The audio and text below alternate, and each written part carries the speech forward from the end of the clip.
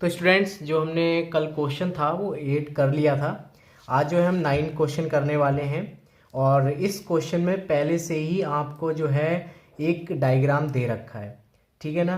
तो ज़्यादा माथापच्ची वैसे तो करने की ज़रूरत है नहीं, लेकिन अगर ये क्वेश्चन कभी पेपर में आ जाता है तो आप ये मत सोचना कि इसमें डायग्राम आपको पहले से दिया हुआ होगा।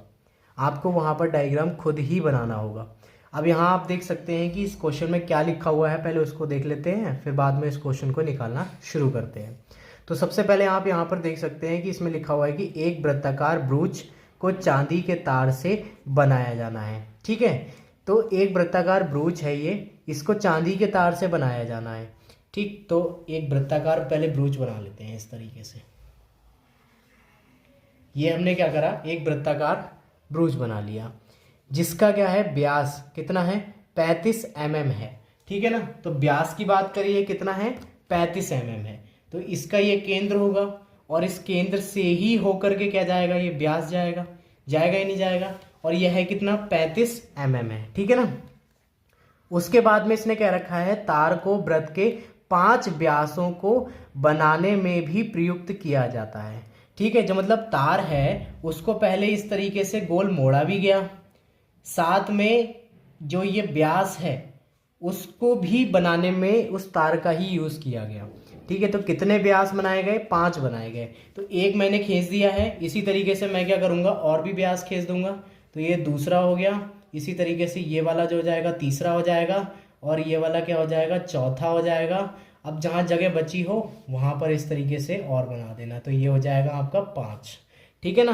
अब आप इसे जब गिनोगे ये क्या हो जाएगा, 1, ये हो जाएगा 2, ये हो जाएगा 3, इसी तरीके से 4, इसी तरीके से 5, इसी तरीके से 6, इसी तरीके से 7, ये 8 और ये 9 और ये 10। होगा या नहीं होगा, ठीक है, होगा।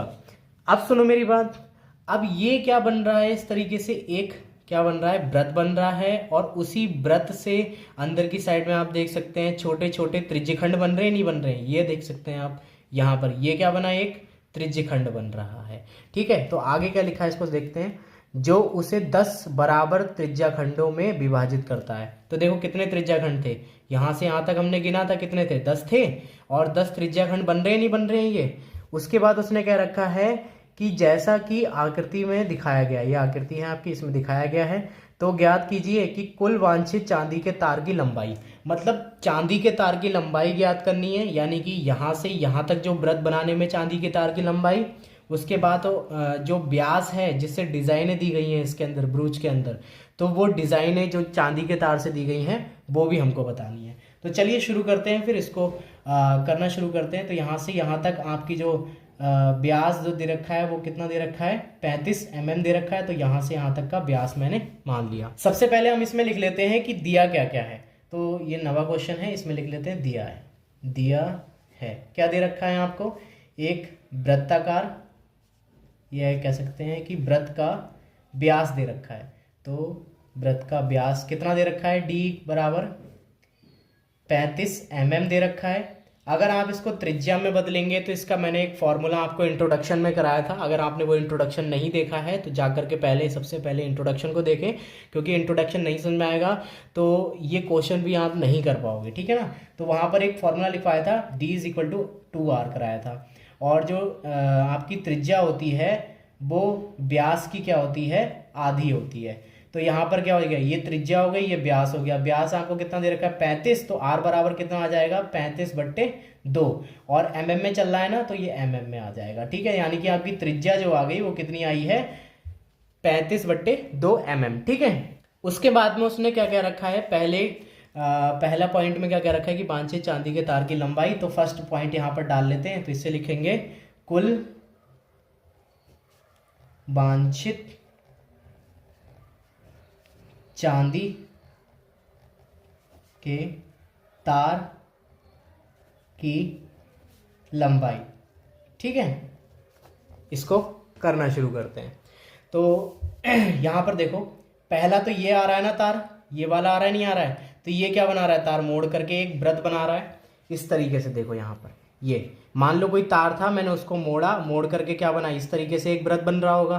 तो हमें ये निकालनी है पहले। तो ये क्या है, परिधि है ना, तो पहले परिधि का लगा देते हैं फॉर्मूला। तो यहाँ पर क्या करेंगे, सबसे पहले लिखते हैं वृत्त की परिधि। क्या लिखोगे, वृत्त की परिधि कितनी होती है, 2πr होती है। तो यहाँ पर देखो 2 इंटू 22/7 और इंटू आर कितना दे रखा है, 35/2 दे रखा है। अब यहाँ पर आप क्वेश्चन में देखोगे तो आपको पाई का जो मान है वो नहीं दे रखा है, तो क्या रखना है आपको, 22/7 ही रखना है। ठीक है, अगर पाई का मान दे रखा होता तो हम उसको रखते। ठीक, अब देखो यहाँ क्या हो सकता है, इसको हम काट देते हैं तो ये 2 से 2 कट जाएगा आराम से, और 7 से 35 कट जाएगा, वो भी 5 बार में। कट गया, नहीं कट गया। उसके बाद में क्या हो सकता है, बचा क्या क्या, ये 22 बचा इंटू 5 बचा या नहीं बचा। इन दोनों को गुणा कर देंगे तो कितना आएगा यहाँ पर आपका 10 और 1 11, 110। और ये mm में चल रहा था तो ये mm में ही आएगा आपका परिधि। ठीक है, अब उसके बाद में क्या निकालोगे, देखो ये तो एक व्यास हो गया। इसी तरीके से आपने कितने खींचे थे, 5 डंडे खींचे थे ना, 1 और 2, उसी तरीके 3 और ये 4 और एक 5 खींचे थे ना। तो ये भी क्या है, तार से ही तो मिलकर के बने हुए हैं, उसी तार से। तो उस तार को भी हमें क्या करना पड़ेगा, यहाँ पर इंक्लूड करना पड़ेगा। तो सबसे पहले हम क्या करते हैं, एक तार की लंबाई को निकाल लेते हैं। यहाँ पर क्या लिखोगे, 1 चांदी के तार की लंबाई कितनी है, 35 mm है, थी 35 mm एक तार की लंबाई यहाँ से यहाँ तक। तो ऐसे ही 5 जो हैं चांदी के जो तार हैं उनकी लंबाई कितनी हो जाएगी, चांदी के तार की लंबाई। तो यहाँ पर कितनी हो जाएगी, 35 में 5 से गुणा करा दोगे आप तभी आ जाएगी। तो यहाँ पर गुणा करा दूं तो ये कितना हो जाएगा, 25 और ये 15 और 2 17। ठीक है, तो यह कितना आ गया, 175 आ गया। तो 5 चांदी के तार की जो लंबाई आई वो कितनी आ रखी है, 175 mm आ गई। आपसे क्या कह रखा था कि कुल वांछित चांदी के तार की लंबाई।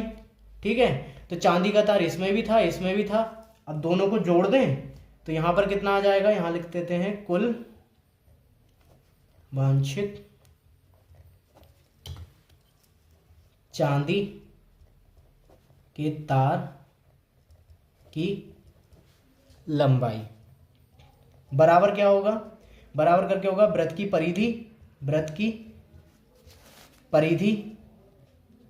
ठीक है, प्लस करके क्या होगा यहां पर, ये 5 चांदी के तार की लंबाई, 5 चांदी के तार की लंबाई।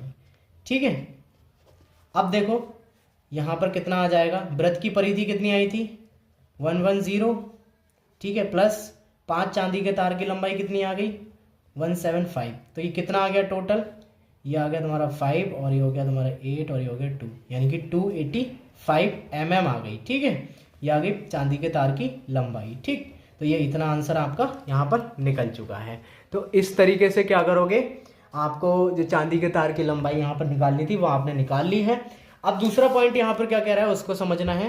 तो इसने कह रखा है कि ब्रूच के प्रत्येक त्रिज्याखंड का क्षेत्रफल ज्ञात कीजिए। अच्छा एक बात बताओ, अगर ये वृत्त बन रहा है उसी तरीके से इसमें 5 व्यास खींचे गए हैं, तो ये जो जितने भी व्यास खींचे गए होंगे उसमें जो त्रिज्याखंड बन रहा होगा वो सब में समान होगा, ऐसा तो नहीं है कि सब में अलग अलग होगा। ये जो यहाँ से यहाँ तक का त्रिज्याखंड है ये भी उतना ही इसका मतलब क्षेत्रफल आएगा जितना इसका क्षेत्रफल आएगा, जितना इसका क्षेत्रफल आएगा, मतलब सबका एक ही आएगा। तो एक काम करते हैं, इतने का एक क्षेत्रफल निकाल लें। ठीक है, तो इस त्रिज्याखंड का क्षेत्रफल निकाल लेते हैं। तो सबसे पहले क्या करेंगे, यहाँ पर पॉइंट नंबर 2 को डालेंगे। इसमें क्या लिखा हुआ है, ब्रूच के प्रत्येक त्रिज्याखंड का क्षेत्रफल।